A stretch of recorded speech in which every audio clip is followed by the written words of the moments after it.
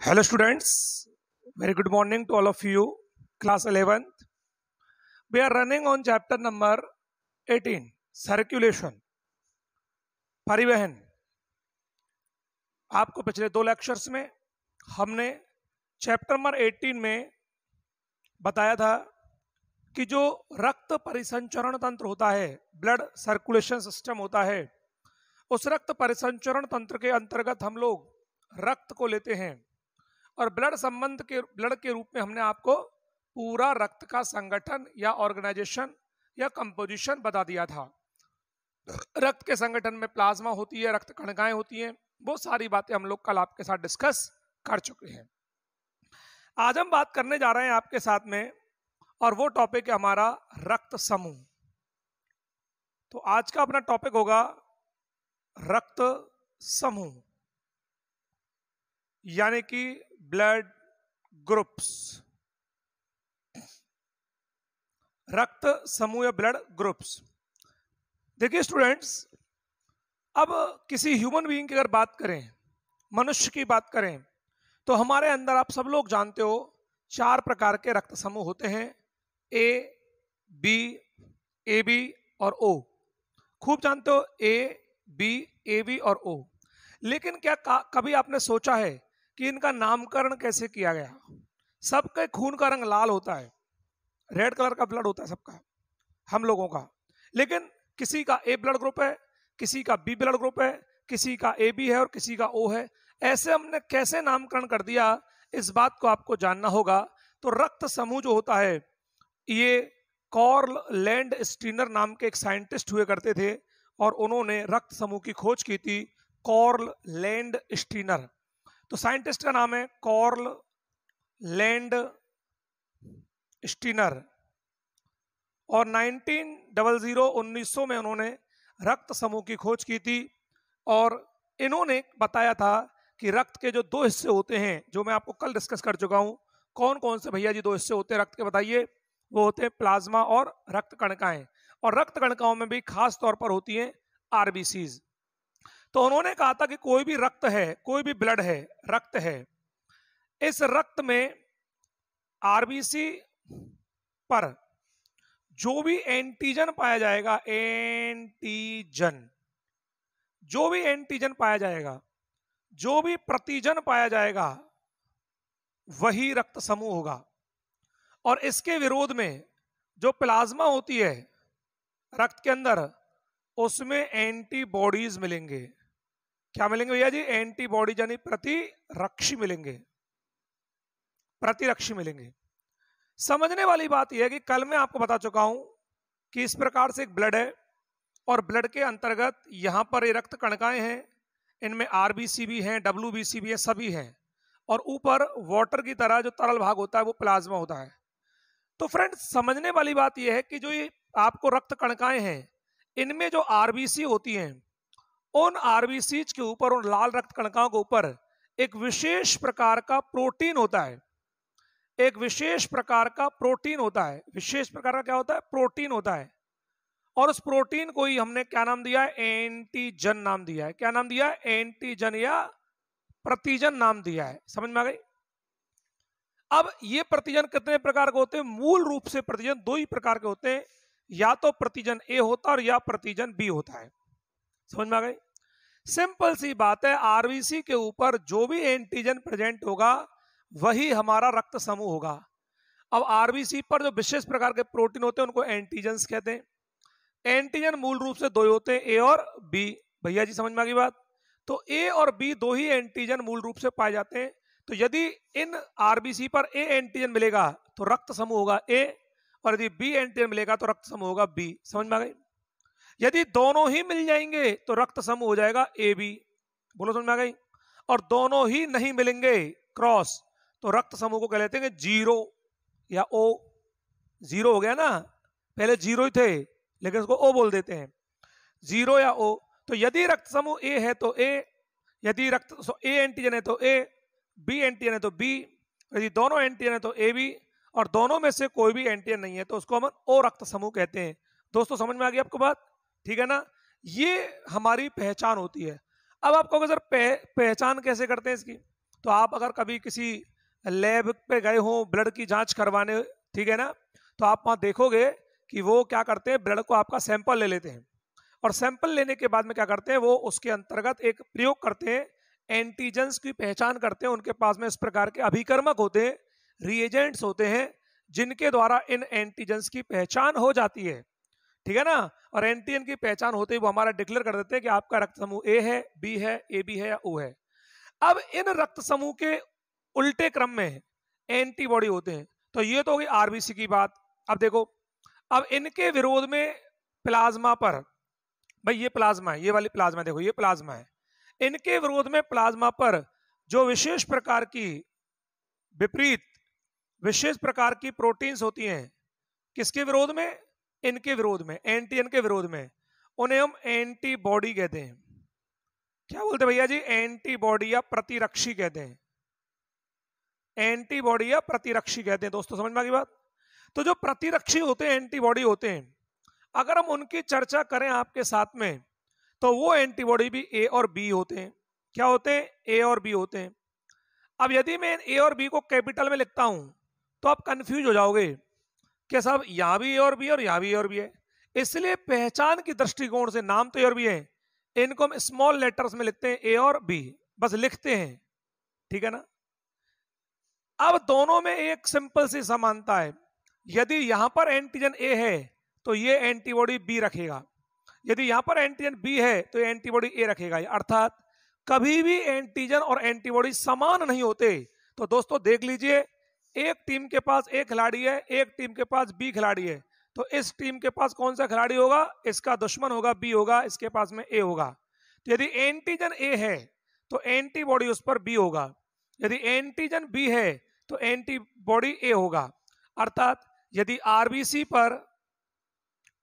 पर एंटीजन ए है तो प्लाज्मा में एंटीबॉडी बी होगा, यदि आरबीसी पर एंटीजन ए है, बी है, तो एंटीबॉडी ए होगा, क्योंकि ये कभी भी समान नहीं होते। इसलिए नहीं होते क्योंकि अगर समान एंटीजन और समान एंटीबॉडी हो जाएंगे तो उस स्थिति में रक्त का थक्का जम जाएगा, इंसान मर जाएगा, मृत हो जाएगा। समझ में आ गई दोस्तों। तो हम यह बात कर रहे हैं रक्त समूह के बारे में और इसका एक चार्ट बनता है। तो सबसे पहली इंपॉर्टेंट बात आपको यही समझनी होती है कि जो रक्त होता है उसके जो आरबीसी होती हैं उन पर विशेष प्रकार के प्रोटीन्स यानी एंटीजेंस पाए जाते हैं, और ये जो एंटीजेंस होते हैं इनके विरोध में, इनके रिवर्स ऑर्डर में वहीं ब्लड की प्लाज्मा में एंटीबॉडीज पाए जाते हैं। यदि एंटीजन आरबीसी पर ए है तो एंटीबॉडी हमेशा वी होगी, यदि बी एंटीजन है तो एंटीबॉडी ए होगी। इस प्रकार का इनका कॉम्बिनेशन होता है, क्योंकि संसार में, दुनिया में अगर सबसे पहले कोई प्राणी पैदा हुए तो उनका दो ही रक्त समूह थे, चार नहीं थे, चार तो अब बने, ए और बी। समझ में आ गई। और इन ए और बी से ही ए बी और ओ की उत्पत्ति हुई। कैसे हुई, यदि ए और बी को मिला दिया गया तो क्या बन गया, ए बी, और दोनों ही एंटीजन यदि प्रेजेंट नहीं होंगे तो बन जाएगा ओ। समझ में आया नहीं आया। इसको हम एक फॉर्मूले से भी देख सकते हैं, ठीक है ना, एक सूत्र है इसके लिए, देखिए कैसे उसको हम देख सकते हैं। तो अब देखेंगे, देखिए मूल रूप से संसार के अंतर्गत दो ही प्रकार के प्राणी पैदा हुए, या मूल रूप से अगर मैं बात करूं तो रक्त समूह दो ही प्रकार के होते हैं। कौन कौन से दो प्रकार के, ए और बी, जरा देखें। ए रक्त समूह जो होता है और बी रक्त समूह जो होता है ये मूल रूप से होते हैं। अब मेंडल का नियम कहता है, आपने सुना होगा मेंडल के नियम के बारे में, कि एक प्रभावी और एक अप्रभावी लक्षण मिलकर के, एक प्रभावी और एक अप्रभावी लक्षण मिलकर के बनाता है। तो ए रक्त समूह जब होता है तो उसमें इम्यूनोग्लोबिन या एंटीजन, आई से लिखते हैं उसको, ए होता है प्रभावी और जीरो होता है अप्रभावी। ए होता है प्रभावी और जीरो होता है अप्रभावी। समझ में आगे नहीं आई। और बी में क्या होता है, बी होता है प्रभावी और जीरो होता है अप्रभावी। कभी भी याद रखना कि हमारे अंदर कोई भी लक्षण होते हैं या गुणसूत्र होते हैं वो पेयर में मिलते हैं, पेयर में गुणसूत्र मिलते हैं, जीन भी पेयर में मिलते हैं, पेयर में समूह। इसी प्रकार मेंडल के नियम से प्रभावी और अप्रभावी लक्षण मिलकर के एक गुण का निर्धारण करते हैं। तो यहाँ पर ए प्रभावी है, जीरो यानी ओ अप्रभावी है, दोनों मिलकर के ए रक्त समूह बनाएंगे, बी और ओ मिलकर के बी बनाएंगे। अब दोनों को कर दो क्रॉस, तो देखो ए व्यक्ति का क्रॉस बी से करवाया गया, इसको कोई मेल या फीमेल है ये, तो इसका हो गया IA I0, जरा देखना हो गया cross IB I0, IB I0, समझ में आ गई बात नहीं आई। अब जब क्रॉस करेंगे तो देख लो, A को B से मिलाया तो निकल के आया IA IB, आया निकल के। यदि मैंने A को 0 से मिलाया तो निकल के आया IA I0, निकल के आया। यदि मैंने I को B से मिलाया तो निकल के आया IB I0। B हमेशा प्रभावी को पहले लिखते हैं, और इसका इससे क्रॉस करवाया तो निकल के आया I0 I0, ठीक है ना। तो ये किसको डिनोट करता है, देखो A0 का मतलब क्या हो जाता है A, रक्त समूह A। B0 का मतलब क्या हो जाता है, रक्त समूह B, ठीक है ना। जब दोनों आ गए तो क्या हो गया AB, और दोनों के 0-0 आ गए तो क्या हो गया O हो गया। तो इस तरह से क्या होता है कि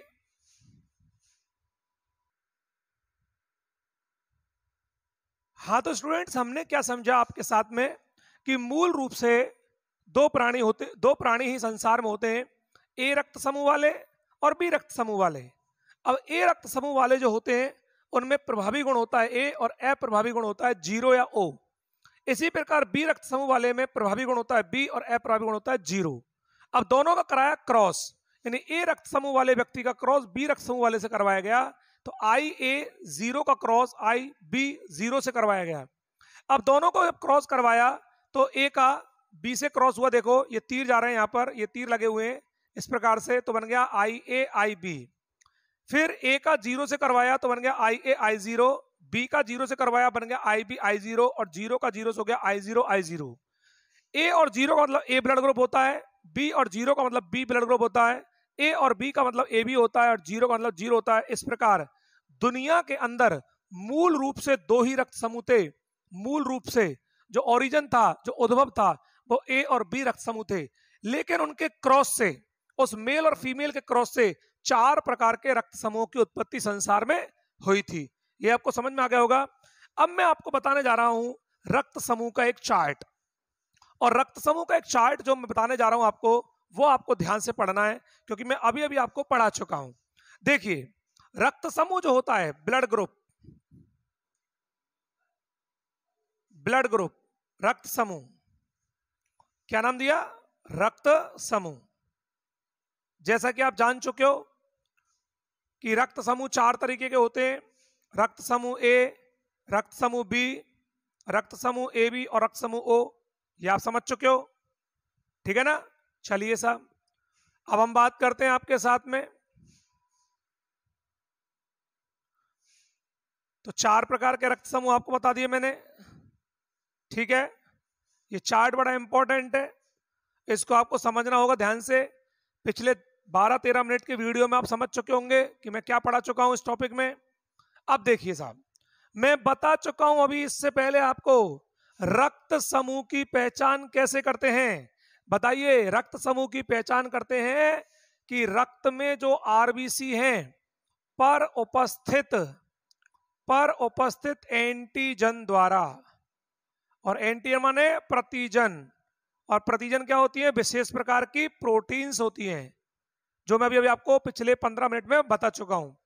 तो यदि आरबीसी पर एंटीजन ए प्रेजेंट है तो रक्त समूह क्या कहलाएगा, ए। यदि आरबीसी पर एंटीजन बी प्रेजेंट है तो रक्त समूह क्या कहलाएगा, बी। यदि आरबीसी पर दोनों ही एंटीजन प्रेजेंट हैं, ए एंड बी, दोनों ही हैं एक साथ, तो कहलाएगा ए बी। और अब ए इसमें है तो ए कहलाएगा, बी इसमें है तो बी कहलाएगा, और ए भी इसमें है तो ए बी कहलाएगा। और यदि दोनों ही नहीं है क्रॉस, दोनों ही एंटीजन नहीं है, 0 हो गए, तो वो कहलाएगा ओ या 0। समझ में आ गई, 0 मतलब शून्य, कोई एंटीजन है ही नहीं। मैं आपको बोल चुका हूं कि इनके विरोध में एंटीबॉडी होते हैं प्लाज्मा पर। तो कल का वीडियो आपको बता चुका हूं मैं प्लाज्मा के बारे में। तो प्लाज्मा पर उपस्थित होते हैं एंटीबॉडी, और एंटीबॉडियों को बोलते हैं प्रतिरक्षी। मैं बार बार आपसे कह रहा हूं, ए का दुश्मन बी है और बी का दुश्मन ए है, और कभी भी, और ए का दुश्मन बी है और बी का दुश्मन ए है, तो सीधी सी बात है, यहां पर बी एंटीबॉडी आएगा, यहां पर ए एंटीबॉडी आएगा। जब यहां दोनों आ गए तो कुछ भी नहीं बचा, यहां कुछ भी नहीं है तो ए और बी लिख दिया। कुछ समझ में आई बात नहीं आई, दोबारा समझने की कोशिश करें इसको। देखें, मैं आपको बता चुका हूं कि मूल रूप से दो ही प्राणी होते हैं, ए और बी। ए एंटीजन अगर होगा तो उसका एंटीबॉडी बी होगा, यदि बी एंटीजन होगा तो उसका एंटीबॉडी ए होगा, क्योंकि कभी भी समान एंटीजन और समान एंटीबॉडी नहीं हो सकते। तुम चाहो कि सर ए का एंटीजन और ए का एंटीबॉडी लेने से क्या दिक्कत है तुमको? दिक्कत है भैया। दिक्कत यह है कि समान एंटीजन और समान एंटीबॉडी यदि हो गए तो रक्त का गुच्छा बन जाएगा शरीर के अंदर, ब्लड का फ्लो नहीं हो पाएगा, सर्कुलेट नहीं हो पाएगा खून, ठीक है ना, खून के थक्के जम जाएंगे, इंसान मर जाएगा। आया समझ में? तो इसलिए समान एंटीजन और समान एंटीबॉडी कभी नहीं होंगे। हमेशा एंटीजन यदि ए होगा तो एंटीबॉडी उसका क्या होगा? बी होगा। तो सीधी सी बात है, यहाँ ए यहाँ बी, तो यहाँ बी तो यहाँ ए। अब यहाँ तो दोनों रख दिए ए बी, तो बचोगा कचू? कुछ नहीं बचा, दो ही तो होते हैं और भी, तो यहाँ कुछ नहीं बचा। अब यहाँ पर जो एंटीजन नहीं है तो क्या बच गया? ए बी बच गया। गणित का सूत्र है A B A B A B और ए बी, चारों जगह ए बी आना है। कैसे रख लो? एक A B B A B यहाँ रख दिया, जीरो। इस प्रकार से हमारे रक्त समूह की पहचान होती है।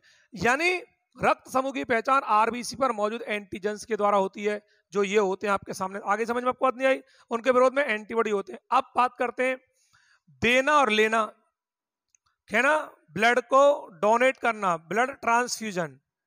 ट्रांसफ्यूजन यानी आदान प्रदान।